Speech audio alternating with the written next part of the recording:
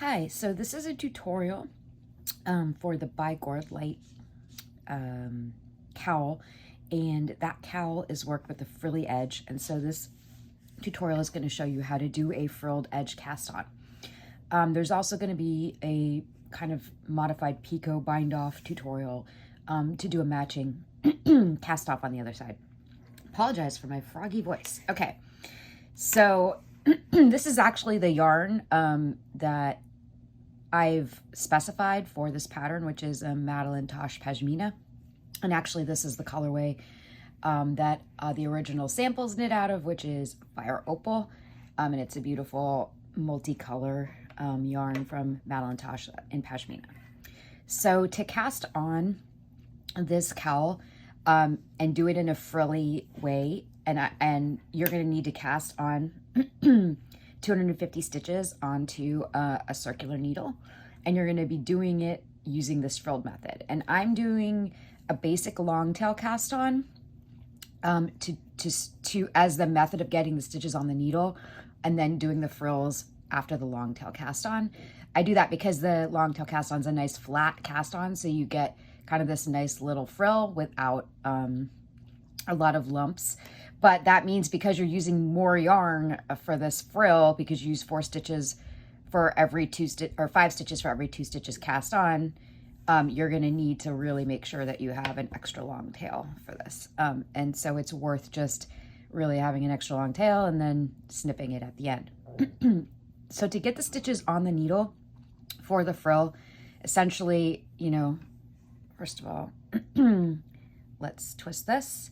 So I have my, yarn over my needle. This is my tail. This is my working yarn. If you've never done the long tail cast on at all, then you know that you hold the tail yarn with your thumb and you hold the working yarn with your index finger. You take your needle under, over, you take your needle through, over, and then pull. So do that again, because the first thing you're going to do is cast on 4 stitches using this method. So you're going to have your tail yarn in your thumb, your working yarn in your index finger, your needle in your right hand, and you're going to take and go behind the yarn on that's being held by your thumb, pull the needle around the yarn being held by your index finger, and then let go, so that you've created this nice little stitch on the bottom here. And the last time, do that again, pat through the thumb, around the forefinger, and on. So now once you have 4 stitches on, you're going to make your first frill. And you can do this a couple of ways. I'll show you a few, and I'll tell you what I find easiest. So what you can do is just take your needle and pass the stitches over. So, you're taking your second stitch that you've cast on, and you're passing it over this last stitch on your needle. Then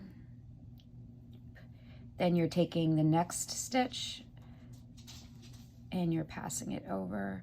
And this is kind of splitty and kind of clunky, and you can see that it makes this little bubbly thing too wide. So I actually don't like using this method. So now I have 1 stitch on my needle, and the next thing I'm going to do is cast on another stitch. And now I've secured that bobble with this next stitch, so I have 2 stitches on the needle. And the next thing I'm going to do is cast on another 4 stitches. So 1, 2, 3, 4. Now I have my 4 stitches.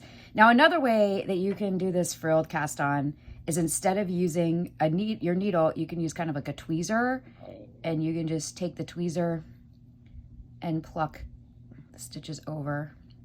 And again, I find this to be a little fiddly because you're kind of grabbing with the tweezer and you're pulling it over. The reason why I'm suggesting alternates than using the needle to move it over is because the less interference that you have by pulling this yarn, the better the little frill you're going to get. So see, the first frill is a little wonky. This second frill is nice and clean. because I pulled it over with the tweezer.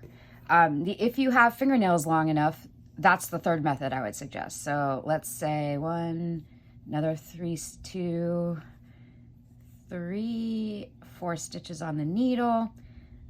And that would be basically just taking your fingernails, and I just cut mine, so honestly I might not have long enough, and just slipping those stitches really carefully using your fingernails. And again, that like less tension on that pulling on this yarn will give you a better little frill. So let's do another stitch. And so now what you're creating is a progression of frill, stitch, single stitch, frill, single stitch, frill, single stitch. So if we do one more frill, we're going to do 1, 2, 3, 4 stitches. And I'm going to go back to using my tweezer because I honestly, now that I've cut my nails, this is actually a pretty good way of slipping them. And just gently slipping each stitch over and trying to not to pull the stitches, because you don't want to elongate the stitches. You just want them to be kind of this cute little loop. And then you have your third frill on there. So I know that this cast on is a little fiddly, but I love this kind of modified picot. And the fact is that this cowl is very, very simple. It's just one round over and over and over again until you're done. And so giving it this decorative, edge, particularly given how simple the pattern is, I think just gives it a little bit of extra oomph. So you can see I have one extra stitch here and 4, and I'm going to go ahead and do my, now I guess, again, casting on, 250 stitches with this might seem really crazy, but this pattern has a whole lot of